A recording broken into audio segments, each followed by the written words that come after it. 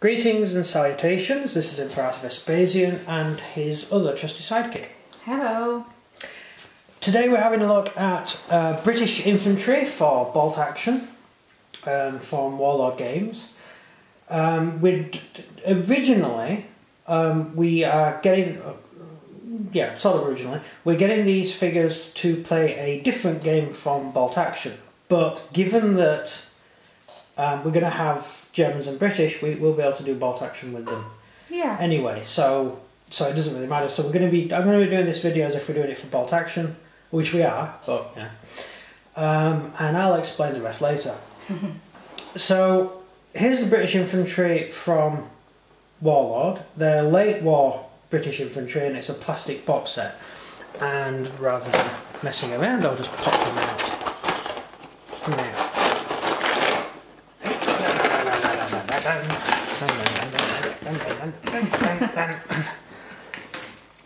Then, right, I'll just bring it out a bit. Right, so we'll go through the actual infantry themselves first, shall we? You got 25 in the box, haven't you? Yeah. Yeah. Yeah. There's 5 figures on each sprue. On each sprue, yeah. So I'll just adjust the camera. I'm using the Canon to film this because I just think it's slightly better filming with the Canon, so let me know if it's any different to the other videos we've done.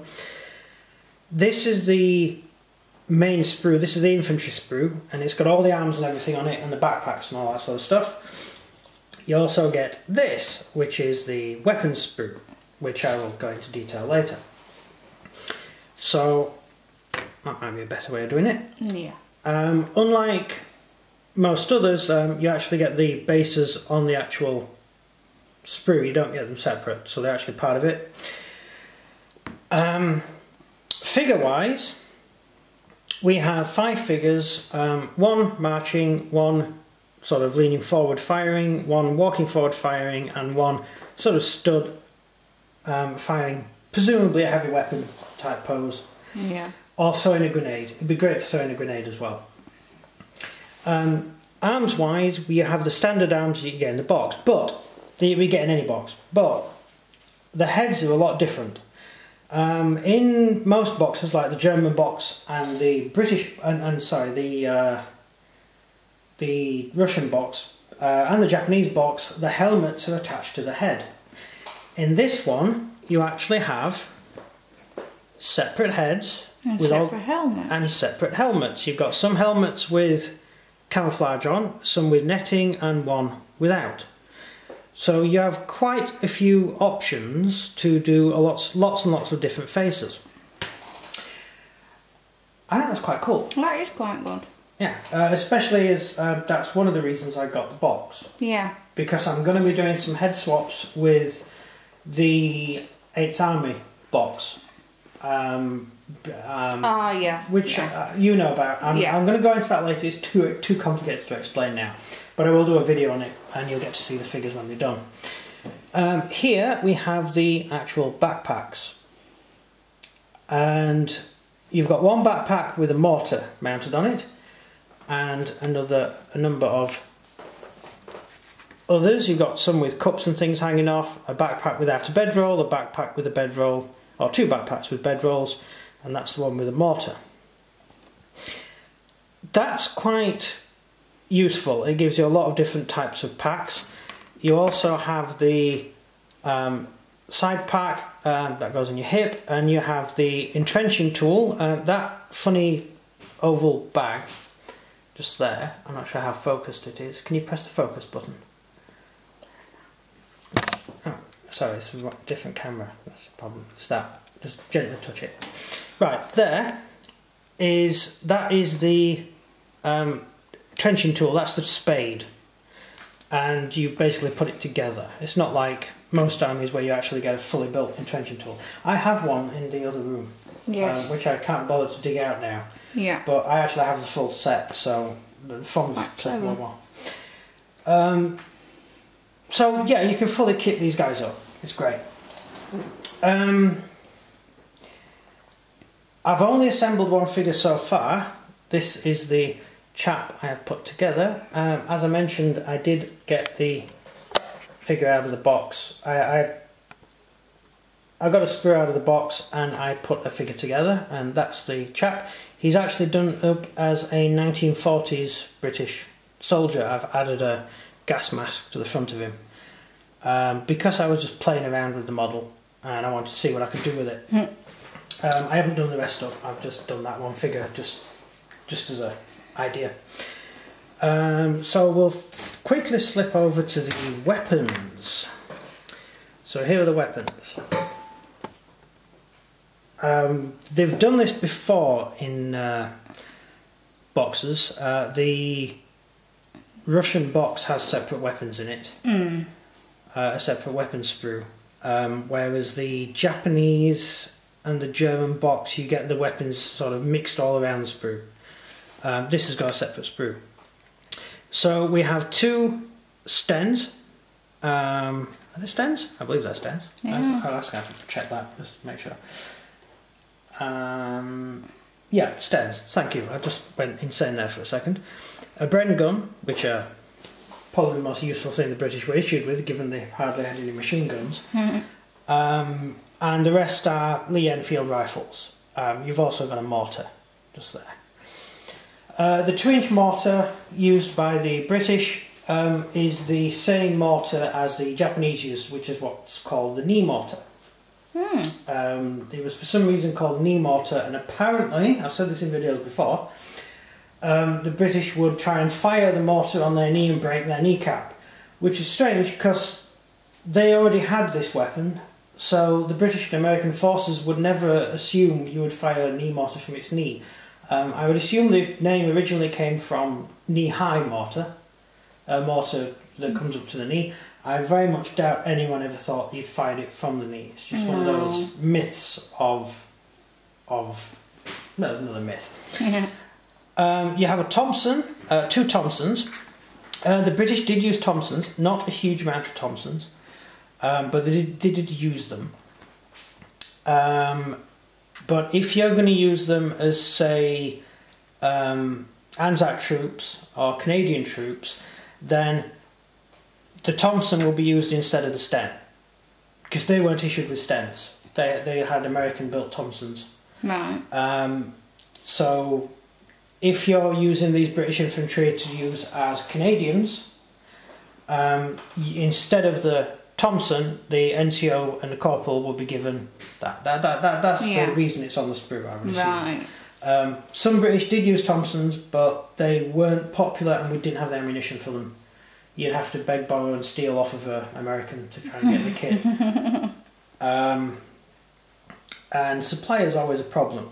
The reason for the Lee Enfield, believe it or not, was because it used the same ammunition as the other weapons the British were using. So it was just cheaper to mass produce Lee Enfield at the time the Lee Enfield came in. Yeah. The Japanese tried the same to standardise the ammunition, so you could fire the same ammunition out of a machine gun as you could fire out of a rifle. Because that way you're not going to run out of ammunition. No. Equipment wise, you've got some grenades, which are cool, and you've got some ammunition packs, and you've got rounds for the Piet, I believe they are. Did I mention the Piet? No. I didn't. Is my brain melting some way? Well, that's the Piet. The Piet fires a... Was it a rocket launcher? Yeah, that's the shell for it. The Piet has got should have an open bit just there. If you look down, you can see there's a little open bit there. Yeah. And you just slot the round into it and fire it. So it's a useful anti-tank weapon. Yeah. I don't believe there's any actual historical evidence that a Piet ever killed a tank. Probably not, no. No. Piets were wildly inaccurate, and you could theoretically hit a tank with a Piet. Your chances might not do much damage. No, because it's not going to hit at the right angle. No. They used to fly all over the place. An interesting story from when we went to where was it? Nijmegen. We were at the 50th anniversary. Oh yeah. And we met a lot of veterans. Yeah.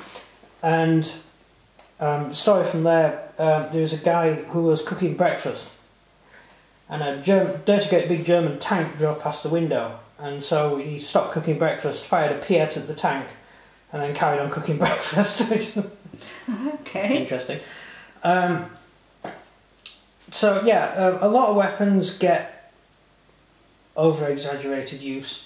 Yeah. A lot of weapons actually weren't actually that much good. No. And yeah, it's like Sherman's taking out German tanks. Sherman's only carried one anti-tank round. Yeah, of course it did. And it's just, I don't know.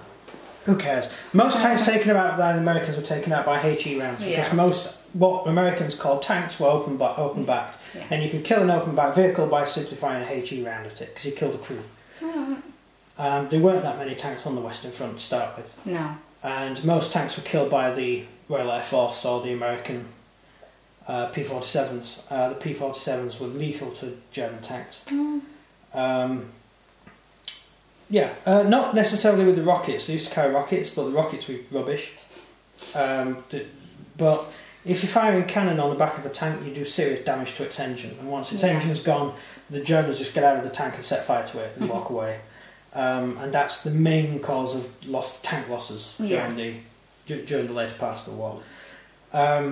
Rocket-wise, they were rubbish, but that's besides the point. So yeah, that's basically what you get weapon-wise.